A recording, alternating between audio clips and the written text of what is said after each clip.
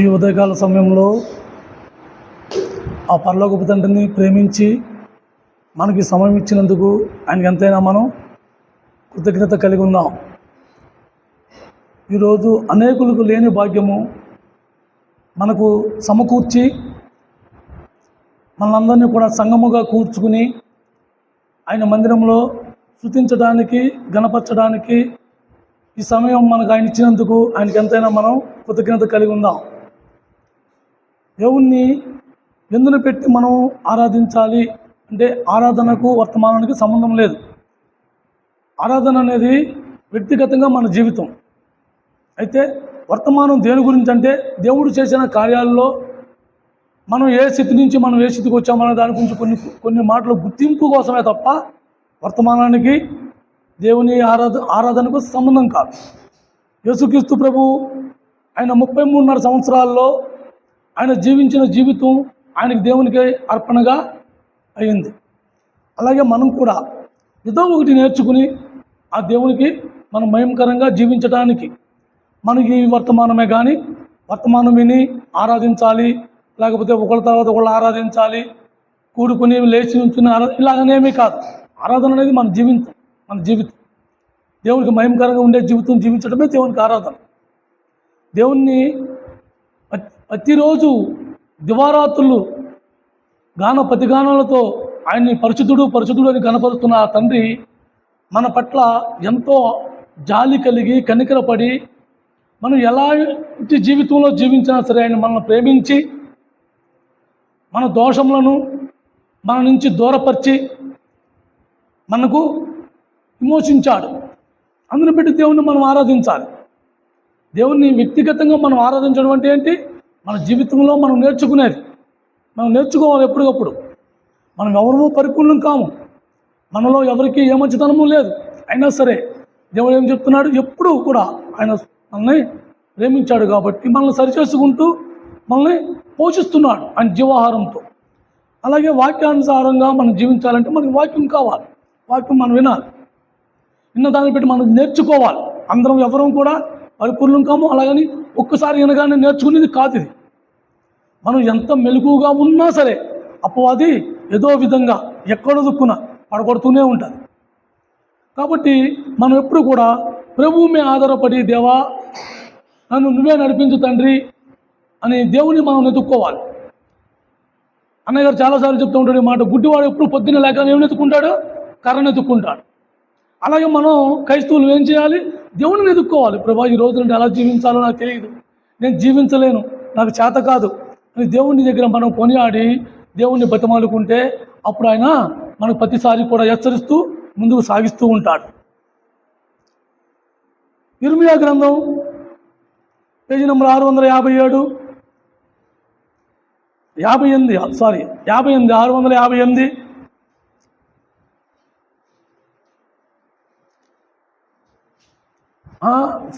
ఇర్మియా కాదండి, సారీ అండి, ఐఎమ్ సారీ, యెజ్కేలు గ్రంథం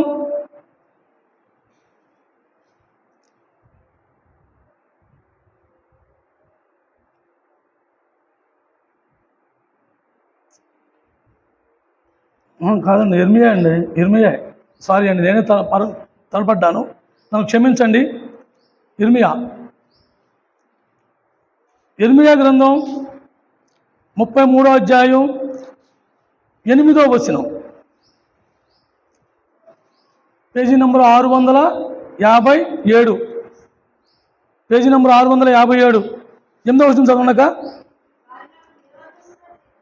వారు నాకు విరోధముగా చేసిన పాపదోషము నిలవకుండా వారిని పవిత్రపడుతును,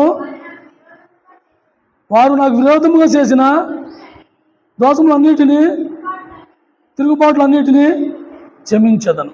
మనం ఎలాంటి స్థితిలో మనం ఎలాంటి పాపం నుంచి మనల్ని దేవుడు విడిపించాడంటే మనం దేవునికి తెలియనప్పుడు దేవునికి మనం అన్ని క్రియలు కూడా దేవునికి వ్యతిరేకంగా ఉండేవి. ఎందుకంటే మనకు తెలియదు, దేవుడి గురించి మనకు తెలియదు, దేవుడు ఎవరో మనకు తెలియదు. మనం అజ్ఞాన స్థితిలో మనం ఉన్నప్పుడు మనం దేవునికి వ్యతిరేకంగా చేసిన క్రియలే అవి మనకు దోషం. ఆ దోషం నుంచి ఆ క్రియల నుంచి మనం విడిపించుకోలేకపోయాం. మనం విడిపించుకోవడానికి మనకు చేతకాల, మనకు తెలియలా. దేవుడు మనం దర్శించి దేవుడు మనతో మాట్లాడి ఆయన మహాప్రేమను పెట్టి మన ఆ దోషం నుంచి మనల్ని విడిపించాడు. ఆ శిక్ష నుంచి మనం తప్పించాడు. ఆ శిక్ష నుంచి తప్పించాలంటే ఆయనకి ఎంత కనికరం లేకపోతే మన పట్ల ఆయన ఎందుకు మన మీద కనికరం చూపి ప్రేమ చూపి విడిపిస్తాడు? ఎంతో ప్రేమ ఆయనకి, ఎంతో కనికరం. ఎందుకంటే తన పిల్లలమై ఉన్నాం, మనం ఆయన బిడ్డలమై ఉన్నాం. ఎవరి పిల్లల్ని ఎవరు కూడా ఎలాంటి చిత్రం ఉన్నా సరే వాళ్ళ బిడ్డల్ని వాళ్ళు ఎంతో రకంగా బాగు చేసుకోవాలి, వాళ్ళు మంచి భవిష్యత్తులో ఉంచాలి, వాళ్ళకి మంచి చదువులు చదివించాలి, మంచి జ్ఞానవంతులు చేయాలని మనం ఎలాగైతే ఆశపడతామో ఆ పరలోకపు తండ్రి కూడా మనం వ్యర్థంగా జీవించినప్పుడు మన మీద ఆయన ఆశపడ్డాడు. ఆయన మహాప్రేమను పెట్టి మనల్ని మన దోషముల నుంచి మనల్ని విమోచించి విడిపించి ఆయన చెంతకు చేర్చుకున్నాడు. లేకపోతే మనకు ఈ భాగ్యం లేదు, మనకు ఎవరికి అధికారం లేదు, ఈ అర్హత లేదు. మన అర్హత దేనికి మనం అర్హులమో నరకానికి అర్హులం మనం. అలాంటి నిన్ను నన్ను ప్రేమించి ఆయన ఏం చేశాడు? మనల్ని ఆయన పరిశుద్ధుల్లో కూర్చోబెట్టడానికి మన దోషములన్నింటినీ కూడా ఆయన క్షమించేశాడు. ఎంత కనికరగల దేవుడైనా ఆ క్షమించే మనస్తత్వం ఎవరికి ఉంటుంది? తండ్రి ఒక్కరికే ఉంటుంది, అందరికీ ఉండదు. మన ఇంట్లో మన పిల్లల్ని మనం ఎలా క్షమించుకుంటామో మన పరలోకపు తండ్రి కూడా మనం ఆయన బిడ్డలుగా మనల్ని అంగీకరించాడు కాబట్టి, ఆయన కుమారులుగా కుమార్తెలుగా మనల్ని అంగీకరించాడు కాబట్టి మన మీద ఆయనకున్న మహాప్రేమను పెట్టి మనందరి దోషాలని క్షమించాడు. అందుని పెట్టి దేవుణ్ణి మనం ఆరాధించాలి. ఎందుని పెట్టి దేవుణ్ణి ఆరాధించాలని ఎదుర్కొంటే ప్రతిరోజు మనకు ఆయన చేసే కార్యాలలో ప్రతి దాంట్లోనూ ఆయన హస్తము లేనిదే మన జీవితం గడవదు. ఇది పచ్చి నిజం.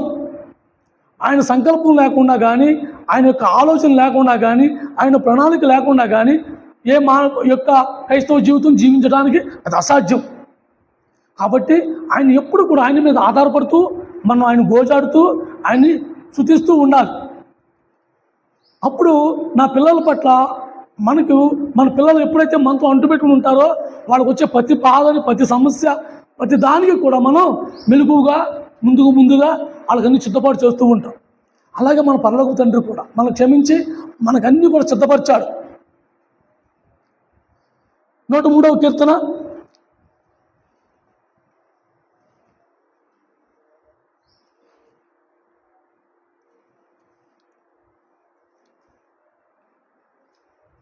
506 103వ కీర్తన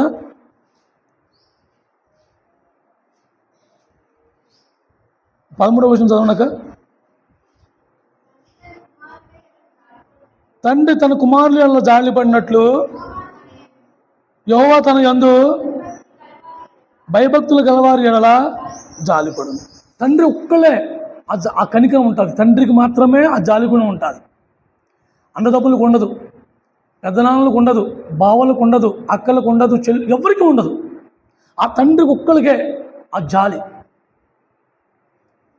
ఆ తండ్రికి ఆ బిడ్డ మీద ఎంత ప్రేమ అంటే దాన్ని మనం మాటలతో వర్ణించలేం. మన పిల్లల్ని మనం ఎలా ప్రేమిస్తున్నామో మనందరికీ పిల్లలు ఉన్నారు కాబట్టి మనకందరికీ అర్థమవుతుంది. ఈ మాట మనందరికీ అర్థమవుతుంది. మన పిల్లల్ని మనం ఎంతగా ప్రేమిస్తామో వాళ్ళకి పెళ్ళిళ్ళైనా బిడ్డలు వచ్చినా సరే మన పిల్లలకి ఏదైనా కొంచెం అనారోగ్యంగా ఉన్నా, వాళ్ళ టయానికి భోజనం చేయకపోయినా, లేకపోతే ఏదైనా పని మీద బయటికి వెళ్ళి రాలేకపోయినా, పిల్లడు రాలేదేంటి, పిల్లడు ఎక్కడికి వెళ్ళాడు నువ్వు ఒక ఆలోచన. అలాగే మన పరలోక తండ్రి కూడా మనం ఎక్కడన్నా తప్పిపోతామేమని మన పట్ల ఎప్పుడు కూడా ఆయన కనిదృష్టి మనమే ఉంచి మన కోసం ఎదురు చూస్తూ ఉంటాడు, జాలిపడుతూ ఉంటాడు. మనం ఈ లోకంలో మనం పాకులాటను చూసి ఆయన జాలిపడుతూ ఉంటాడు. ఎంతో జాలి ఆయనకి మన మీద. అలాంటి దేవుడిని మనం ఆరాధిస్తున్నాం. అలాంటి దేవుడిని మనం ఆరాధించాలి. మన మీద ఎవరు కనికరపడరు, ఎవరు జాలి చూపరు. ఆ తండ్రి స్థానంలో ఉన్న మనిషికి, అన్న స్థానంలో ఉన్న మనిషికి ఎంత వ్యత్యాసం ఉంటుందంటే, లూకాసు వార్త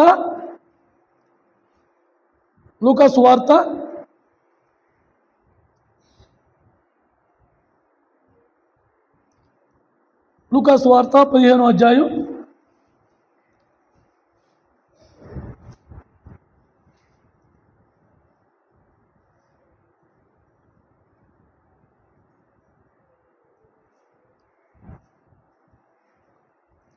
41 లూకాసు వార్త 15వ అధ్యాయం 20వ వచనం చదవనగా 20. వాడు ఇంకా దూరముగా ఉండగా తండ్రి వాడిని చూచి దగ్గర పడి పరిగెత్తి వారి మెడ మీద పడి ముద్దు పెట్టుకున్నాడు. చూడండి, తండ్రికి అన్నదమ్ములకి వ్యత్యాసం చూద్దాం. ఇక్కడ తండ్రి ఎలా ఉంటాడు, నువ్వు ఎలా ఉన్నా సరే, నువ్వు ఎలా పాడైపోయినా సరే, తిరిగి నాన్న అనేటప్పటికి తండ్రికి ఎక్కడ లేని యొక్క పొలికింత వచ్చేస్తుంది. ఆ నలాలు అన్నీ కూడా జల్లు చేస్తాయి. నా బిడ్డ నన్ను పిలిచాడు, నానా అన్నాడు.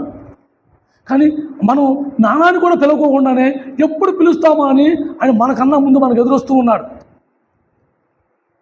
ఎప్పుడు పడిపోయినప్పుడు సిగ్గేసి నేను దేవుడి మందిరంలో కూడా కూర్చొని సిగ్గుతో నేను తలంచుకున్నప్పుడు దేవుడు ఏం చేస్తూ ఉంటాడు, నేను ఉన్నాను రా అని పిలిచే దేవుడు నీకు నాకు ఉన్నాడు. మనం దేనికి సిగ్గుపడవసరలా, దేనికి మనం సిగ్గుపడవసరలా. ప్రభా నాకు చేతకాటలా అని మనం అడిగినప్పుడు దేవుడు అన్నీ మనకు సమకూరుస్తాడు. ఆ తండ్రి స్థానంలో ఉన్నాడు ఆయన. మనం ఎంతో దూరంగా ఉండంగానే ఆయన వచ్చాక నాన్న నన్ను క్షమించు అని అడిగేదాకా లేడు ఆయన. నాన్న నన్ను యేసయ్యా నన్ను క్షమించడానికి లేడు. నీ తప్పుని నువ్వు ఎప్పుడైతే తెలుసుకున్నావో అప్పుడు ఆయన నీకన్నా ముందే నీకు ఎదురొచ్చేస్తాడు. ఆయన మనకన్నా ముందే మనకు ఎదురొచ్చేస్తున్నాడు ఆయన.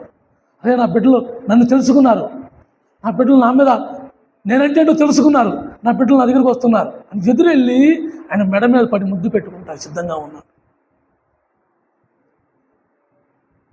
మన తండ్రి స్థానంలో ఉంటే ఆ తండ్రి స్థానంలో లేకపోతే మన మీద ఆయనకి ఆ కనికరం ఉండదు, ఆ కనికరం ఉండదు. తండ్రి అదే అన్నగారి స్థానంలో కానీ తమ్ముడు స్థానంలో కానీ ఉన్నవాడు ఏం చేస్తూ ఉంటాడు, ఆ ఆస్తి అంతా తప్పు పెట్టుకున్నాడు, మిగిలిన దొబ్బడానికి వచ్చాడు కదా అని వాదానికి దిగుతాడు. కానీ తండ్రి అలా కాదు. అన్నీ అయిపోయినాయా, అన్నీ పోగొట్టేసుకున్నావా, అయినా సరే నువ్వు తిరిగి వచ్చేటప్పటికి అనంతంగా వచ్చి వాటేసుకుని ఇంకా మిగిలింది కూడా ఇదిగో ఏం చేశాడు, ఉంగరం పెట్టించాడు, ప్రశస్త వస్త్రాలు తొడిగించాడు, చెప్పులు వేయించాడు. ఎంత కనికర దేవుడు మన దేవుడు, మన మీద ఎంత కనికర పడుతున్నాడు, ఎంత జాలి చూపిస్తున్నాడు. దేవుణ్ణి ఆరాధించాలంటే మనకు అనేకమంది మాటలు దొరుకుతాయి రోజుకి. మన సమయం కానీ రోజులు కానీ సంవత్సరాలు కానీ సరిపోవు. ఎప్పుడు నిరంతరం నువ్వు జ్ఞాపకం చేసిన ప్రతిదీ కూడా ఆయన్ని ముందు పెట్టుకుని ప్రభా నా కోసం నువ్వు ఇది చేసిన దీన్ని పెట్టి నేనేమని నిన్ను ఆరాధించగలను ప్రభా అని మనం ఎప్పుడూ ఆయన దగ్గర గోజాడుతూ ఉండాలి. ఆయన మహాకృపను పెట్టి ఆయన నీకంటా నాకంట ముందుగా వస్తున్నాడు, ముందే సిద్ధపడు. నువ్వు ఎప్పుడైతే నీలో గ్రహింపు వచ్చిందో, అయ్యో ఈ మాట నేను వ్యర్థంగా మాట్లాడానే, అయ్యో ఈ చేయకూడని పని నేను చేశానే, అయ్యో నేను వెళ్ళకూడని కాడికి వెళ్ళానే అని మనలో ఒక ఆలోచన పుట్టినప్పటికీ ఆయన ఏం చేస్తున్నాడు, ఎదురొచ్చేస్తున్నాడు. నా బిడ్డలు నేను అద్దుకోవాలి, నా బిడ్డలు పశ్చాత్తాపంతో ఉన్నాడు. నాకు కనీసం వచ్చి నానా నువ్వు ఇచ్చిందంతా పోగొట్టేసుకున్నా, నేను సర్వనాశనం అయిపోయాను, నువ్వు దయతలిస్తే నీ ఇంట్లో పనిగాడిగా ఉంటాను అన్న మాటలు ఏమీ మాట్లాడాల. అతనిలో అనుకుని వచ్చాడే కానీ తండ్రి దగ్గరికి వచ్చి మాట్లాడేదాకా తండ్రి లేడు. తండ్రి ముందుగానే వచ్చేసాడు. అలాగే మన పరలోక తండ్రి మన కోసం ముందుగా వచ్చేస్తున్నాడు, ముందుగా సిద్ధపడుతున్నాడు. నా పిల్లలు ఎప్పుడు వస్తారా అని ముందుగా ఎదురు చూపు. ఆ దేవుణ్ణి మనం ఆరాధిస్తున్నాం, అలాంటి దేవుణ్ణి మనం ఆరాధించాలి. అదే అన్నగారి స్థానంలో ఉన్న ఎత్తిని కూడా మనం ఒకసారి చూసుకుందాం. 29వ వచనం చదవడాక, అందుకు అతడు తన తండ్రితో ఇదిగో ఇన్ని ఏండ్ల నుండి నిన్ను నేను సేవించుతున్నాను, నీ ఆజ్ఞలు నేను ఎన్నడూ మేరలేదే, అయినను నా స్నేహితులతో సంతోషపడినట్లు నీవు నాకెన్నడను ఒక మేకపిల్లనైనా ఏం లేదు. అన్నగారు ఏమని కోరుకున్నాడు, ఆడొచ్చాడు ఉన్నాయి మళ్ళీ మొత్తం వాడికి దోష పెట్టేస్తావు, నేను నిన్ను అంటుపెట్టుకుని ఉన్నాను, నువ్వు ఎప్పుడైనా నాకు ఏదైనా పార్టీ చేసుకుంటానికి ఒక గంతులు వేయడానికి బట్టలు కుడుచుకోవడానికి మన భాషలో చెప్తున్నా, నా ఇష్టం వచ్చినట్టుగా నేను తిరగడానికి ఎప్పుడైనా నీ జేబులో ఒక 10 రూపాయలు తీసి ఇచ్చావా, ఆస్తి అంతా తాగేసి మళ్ళీ ఉన్నదంతా మళ్ళీ తిరిగి వాడికి ఇచ్చేస్తావా, మళ్ళీ వాటర్ ఇచ్చేస్తావా వాడికి. ఇది అన్నగారి మనస్తత్వం. అదే అన్నగారు చెడిపోతే తమ్ముడు మనస్తత్వం కూడా అలాగే ఉంటుంది. తండ్రి మనస్తత్వం ఒకటే, అందుకే మనకు ఆయన తండ్రిగా ఉన్నాడు. అనేక మంది దేవుళ్ళలో ఎవరికి కూడా తండ్రి మా తండ్రి అని చెప్పుకోలేరు, కానీ మనం చెప్పుకునే భాగ్యం మనకి ఇచ్చాడు. నా తండ్రి నా పరలోకంలో ఉన్నాడు, నా తండ్రి దగ్గర నేను చేరడానికి నేను సిద్ధపడాలనే ఆశ మనకు కల్పించాడు. మన తండ్రి ఎవరు? పరమును ఉన్నాడు, పరలోకంలో మన తండ్రి ఉన్నాడు. ఆ తండ్రి స్థానంలో ఉండి మనం ఎన్నిసార్లు పడిపోయినా, ఎన్నిసార్లు తిరగమగలడిపోయినా, ఎన్నిసార్లు మనం పోల్తాలు పడిపోయినా, ఎన్నిసార్లు మనం మోగచెప్పులు పతలు కొట్టుకున్నా, కానీ దేవుడు ఏమంటున్నాడు? రా, నేనున్నా. ఎప్పుడైతే అరే నేను చేసిన తప్పు వల్ల ఇది నాకు జరిగింది అని నువ్వు పశ్చాత్తాప పడ్డావో, ఎమ్మటే నీ మనసులోగా ఆ ఆలోచన వస్తే చాలు. నువ్వు వచ్చి అయ్యో ప్రభువాడు కూడా అడగక్కల్లా, నీకు ఆ ఆలోచన వస్తే చాలు. నీకే ముందు వచ్చేసి ఆయన మెడమే పడిపోయి వాటేసేసుకుని అబ్బా ఆయన కవిగిట్లో ఉన్న భాగ్యం అంతకన్నా మనం ఎక్కడ ఉన్నా స్వేచ్ఛ లేదు, సేఫ్ లేదు. ఆయన కవిగిట్లో ఉన్న అంత సేఫ్టీ ఎక్కడా లేదు మనకు. అదొక్కడు గ్రహించుకోవాలి. ఆయన కవిగిట్లో ఉండాలి. నేను ఎప్పుడు నా ప్రభు కవిగిట్లో ఉండాలి, నా ప్రభు కవిగిట్లో నన్ను ముద్దు పెట్టుకుంటూ ఉండాలి అనే మనస్తత్వం, ఆ ఆలోచన, ఆ ఆశ మనకు ఎక్కువగా ఉండాలి.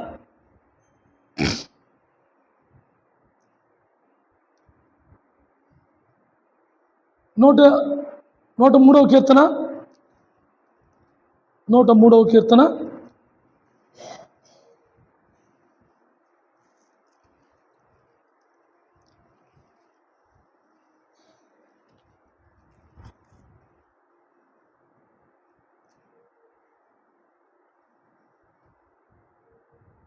2వ వచనం చదవనక,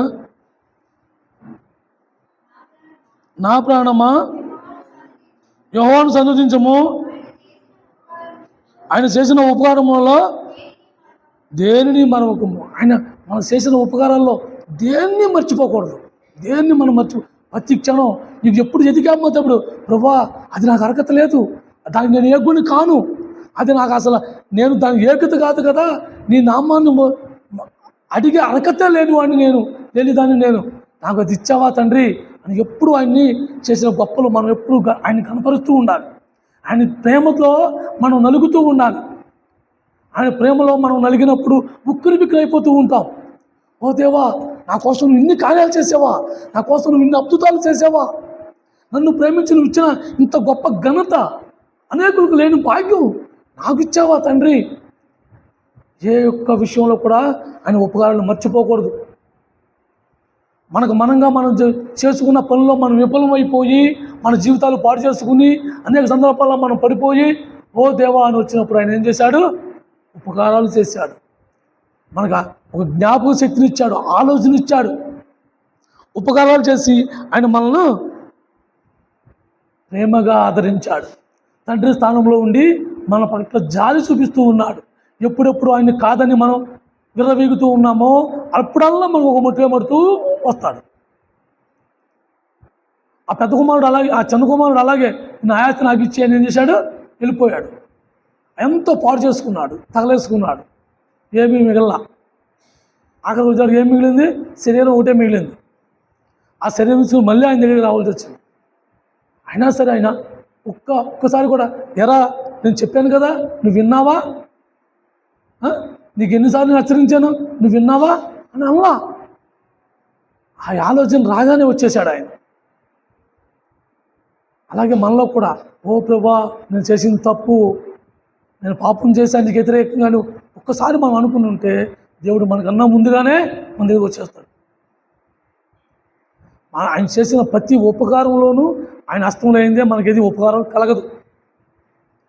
మనం అనుకోవచ్చు మనకన్నా ఎక్కువ అన్నులు సంపాదించారు కదా, ఆయన చేసిన ఉపకారాలు అన్నులతో పోటీపడి మన సంపాదనలో కాదు, మన ఆత్మీయ జీవితంలో మనం ఎదగలేని స్థితిలో మనం పడిపోయినప్పుడు, మన చేత కానప్పుడు, మనం నడవలేనప్పుడు ఆయన అనేక విధాలుగా సేవకుల ద్వారా మనకు హెచ్చరించి నడిపించి ఆ చేసిన ఉపకారాల గురించి మనం ఆలోచన చేసుకోవాలి.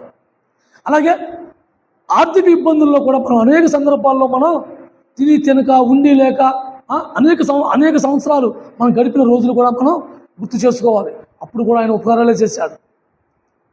ఆయన అన్ని విధాలా ఎలా చూసుకున్నా సరే ఆయనది ఉపకారమే కానీ ఎప్పుడు అపకారి అనే ఆలోచన కూడా ఆయనకి రాదు. అరే నా మాట వీడు ఎక్కడ తింటున్నాడు, నా మాట వీడు వింటలేదు, వీడు బస్టుడైపోతున్నాడు, వీడికి చిన్న ముళ్ళ, ఇలాంటి అసలు అపకారం అనే ఆలోచన ఆయనకి లేదు. కాకపోతే మన మన మన యొక్క క్రియలు పెట్టి ఆయన మనం విడిచిపెట్టాల్సి వస్తాడు. వాడు ఎప్పుడు మళ్ళీ వస్తాడా, ఎప్పుడు ఆడ మనసులో ఆలోచన పశ్చాత్తాపంతో కూడుతుందా, అప్పుడు నేను చేద్దామని అలా ఎదురు చూస్తూ ఉంటాడు. అలాగే ఎస్కేల్ గ్రంథం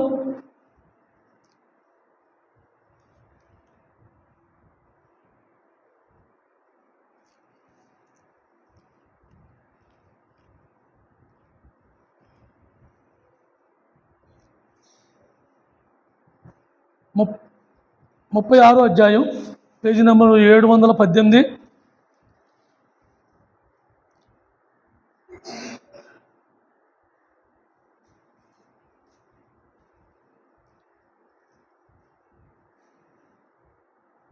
ముప్పై 36వ అధ్యాయం 33వ వచనం చదవక. మీ దోషముల వలన మీకు కలిగిన అపవిత్రతను నేను తీసివేసి మీ పట్టణములు మిమ్మును నివసింపజేయువాడను, పాడైపోయిన స్థలములు మనలా కట్టబడును. ఆ చిన్న కుమారుడు లాగానే మనల్ని కూడా దేవుడు మళ్ళీ మనల్ని హెచ్చరిస్తున్నాడు. మనం పాడు చేసుకున్నామా, మన హృదయాంతరంగం పాడు చేసుకున్నామా, చెదిరిపోయామా, తప్పిపోయామా, ఓ దేవా నన్ను క్షమించు నాయన అంటే మళ్ళీ కడుతున్నాడు. మళ్ళీ ఓపికతో కడుతున్నాడు. నా దోషములో, నా అతిక్రమములు అనేక మంది నాలో ఉన్నా ఆయన ఏం చేస్తున్నాడు, నా అంతరాత్మ అపవిత్రత అయిపోయింది. అపవిత్రత అయిపోయినప్పుడు దాన్ని ఏం చేస్తున్నాడు, ఆయన కడిగేస్తున్నాడు, తీసేస్తున్నాడు. ఆ పరిశుద్ధ పట్టణంలోకి నివసింపజేస్తున్నాడు. పరిశుద్ధ పట్టణం అంటే అది ఆయన పరమనుంది. ఆ పరిశుద్ధ పట్టణంలో నిన్ను నన్ను నివసింపజేయడానికి, ఆయన ఇష్టపూర్వకంగా నివసింపజేయడానికి మన పట్ల ఆ తండ్రి ఎలాగైతే కనికరపడి తన తండ్రి ఇంట్లోకి చేర్చుకున్నాడో, అలాగే మనల్ని కూడా ఆ పరలోకపు తండ్రి ఆ కుమారుని చేర్చుకున్నట్టుగా నిన్ను నన్ను దగ్గర చేర్చుకుంటున్నాడు. లేవనెత్తుతున్నాడు. ఎక్కడి నుంచి? మన పడిపోయిన మన స్థితి నుంచి.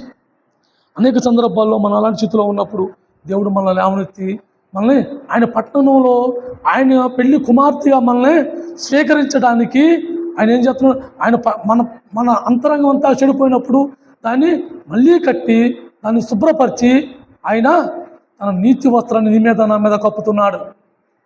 యెషయా గ్రంథం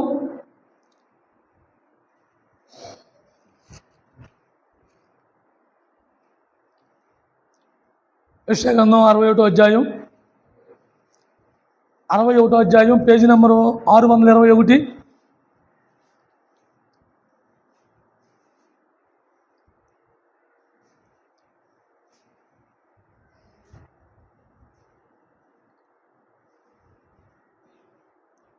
పదో వచనం చదవండి. శృంగారమైన బాగా ధరించుకుని పెండ్లి కుమారుని రీతిగాను, ఆభరణములతో అలంకరింపబడిన పెళ్లి కుమార్తె రీతిగాను ఆయన రక్షణ వస్త్రమును నాకు ధరింపజేసి ఉన్నాడు. నీతి అను పైపట్టను నాకు ధరింపజేసి ఉన్నాడు. చాలా నచ్చు. ఆయన రక్షణ వస్త్రమును ధరింపజేసి ఉన్నాడు. లేకపోతే ఆ పాడైపోయిన స్థలము మన అంతరంగంతో పాడు చేసుకున్నాం. మన పరిశుద్ధ పట్టణంలోకి మనం పంపాలి. మన పరిశుద్ధ పట్టణంలోకి పంపాలి అంటే మన అంతరంగం మళ్ళీ ఆయన కట్టాలి. ఆయన కట్టినా సరే దేవుడు ఎదుట మన దోషాలు ఎప్పుడు కూడా కాపాడుతూ ఉంటాయి. కానీ యేసుక్రీస్తు ప్రభు ఏం చేశాడు, ఆయన నీతి వస్త్రాన్ని నీ మీద నా మీద కప్పి వీళ్ళంతా నా చెల్లెళ్ళు, నా తమ్ముళ్ళు, ఇదిగో నీతిమంతులు నాతో ఉన్నారు అని చూపించాడు. అందుని పెట్టి మనం దేవుణ్ణి ఆరాధించాలి. మన దగ్గర ఏ నీతి లేదు, కానీ ఆయన నీతి వస్త్రం కప్పి మనల్ని ఆ పరిశుద్ధుల్లో చేర్చడానికి, ఆ పరిశుద్ధ పట్టణంలో కూర్చోబెట్టడానికి, ఆ పట్టణంలోకి మనం చేర్చడానికి ఆయన ప్రశస్త వస్త్రం కప్పాడు. ఆయన నీతి అనే పైపట్టం నీ మీద నా మీద కప్పి ఆయన పరిశుద్ధుల సమాసంలో కూర్చోబెట్టడానికి ఎంతగానో వాకులాడాడు, ఎంతగానో ఆశపడ్డాడు. ఆయన పరిశుద్ధ పట్టణంలోకి మనం చేర్చడానికి, పరిశుద్ధ పట్టణంలో మనం చేర్చడానికి ఆయన ఎలా వచ్చాడు, అన్నిటిని విడిచిపెట్టేసుకున్నాడు. ఏమీ ఆయన కూడా తెచ్చుకోవాలా. మనల్ని పెళ్లి కుమార్తెలుగా వివాహం చేసుకోవడానికి ఆయన ఎలా వచ్చాడు, ఏమీ లేనివాడుగా వచ్చాడు. నీ పట్ల నా పట్ల కనికరపడి కనికర చూపి రిక్తుడిగా వచ్చాడు. సమస్త అధికారాల్లో అక్కడ వదిలేసుకున్నాడు. ఫిలిప్పీయులకు రాసిన పత్రిక